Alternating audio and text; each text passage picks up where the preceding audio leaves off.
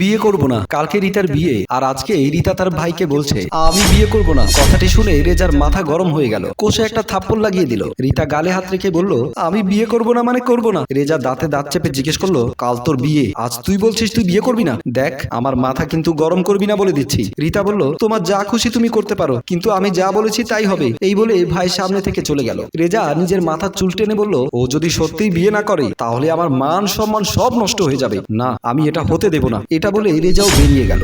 মায়ের কাছে এসে বলল মা তোমার মেয়ে কিন্তু বেশি বাড়াবাড়ি করছে। ছেলের কথা শুনে মা অবাক হয়ে বলল কি করেছে আমার মেয়ে? রেজা বলল তোমার মেয়ে নাকি বিয়ে করবে না। কথাটি শুনে মা রেগে গিয়ে বলল কি, ওর এত বড় সাহস এই কথা বলেছে? রেজা বলল হ্যাঁ মা, তোমার মেয়ের সাহস দেখে আমি অবাক হয়ে গেলাম, কিন্তু বুঝতে পারছি না ও হঠাৎ এমন কথা বলছে কেন। আমার জানা মতে ও প্রেমও করে না যে বয়ফ্রেন্ডের জন্য বিয়ে ভাঙবে। মা বলল হ্যাঁ তাই তো, ওর তো কোনো সম্পর্ক নেই। রেজা বলল তোমার মেয়ের কারণে আমার যদি সম্মান নষ্ট হয় তাহলে আমি তোমার মেয়ে করে ফেলবো। মা ছেলের মাথায় হাত রেখে বলল শান্ত হও বাবা, এত অধৈর্য হলে চলবে না, আমাদেরকে জানতে হবে ও কেন বিয়ে করবে না। এই বলে মা মেয়ে রুমের দিকে চলে গেল। মা এসে বলল তুই রেজাকে কি বলেছিস? রিতা বলল কেন, তুমি জানো না কি বলেছি? মা বলল এসব পাগলামি কেন করছিস মা? রিতা বলল আমি বিয়ে করব না বলেছি মানে করব না। মা রেগে গিয়ে মেয়ের গালে চড় বসিয়ে দিল। রিতা কাঁদতে কাঁদতে বলছে তুমি আমাকে মারলে মা, তোমরা কি ভুলে গেছো আপুর সাথে কি হয়েছিল? আমার মনে হয় ভুলে গেছো।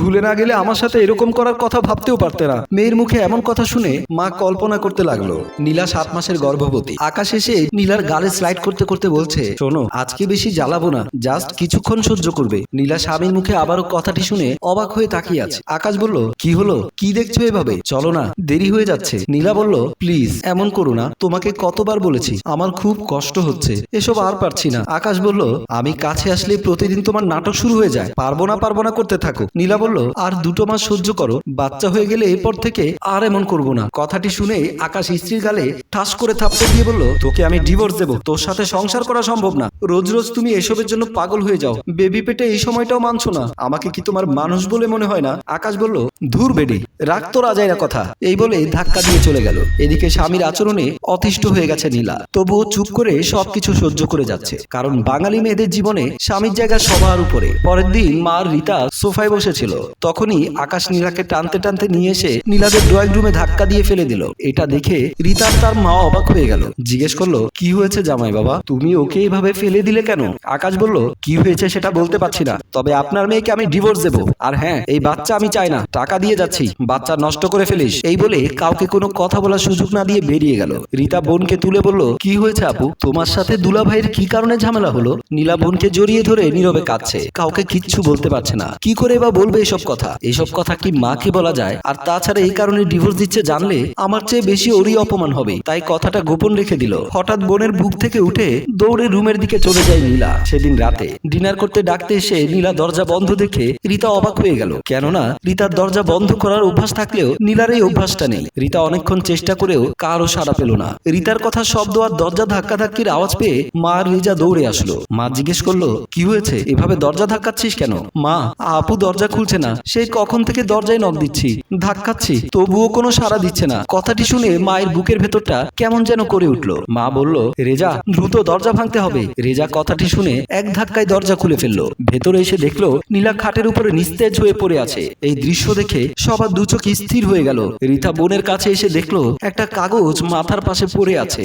রিতা কাগজটি নিয়ে পড়তে শুরু করলো। জানি না কথাটা লজ্জাজনক, তারপরও না বললে কেউ জানতে পারবে না। পুরুষ মানুষ মনের চেয়েও দেহের পাগল বেশি। দেহের খিদা মেটাতে না পারলে তারা স্ত্রীকে ময়লার মতো ডাস্টবিনে ফেলে দেয়। তারা স্ত্রীর অসুস্থতা বোঝে না, চোখের ভাষা তো পরে। আমাকে ডিভোর্স দিতে চাচ্ছে এই একটাই কারণে, তাই নিজের প্রাণ বিসর্জন দিলাম। জানি শুনতে অদ্ভুত লাগলেও এটাই সত্য। রিতা চিঠিটা পড়ার পর শব্দ করে কেঁদে ফেলে। রেজা বলল দেখি এখানে কি লেখা আছে। রিতা চিঠিটা ভাইয়ের দিকে এগিয়ে দিল।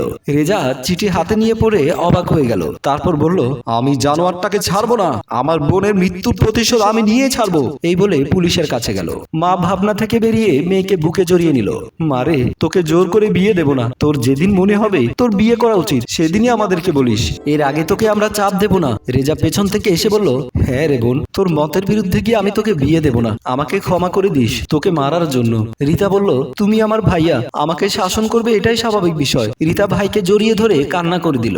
রেজা বোনকে সান্ত্বনা দিতে থাকে। দোষ কার? হয়তো কারোরই না, নিয়তির লিখন।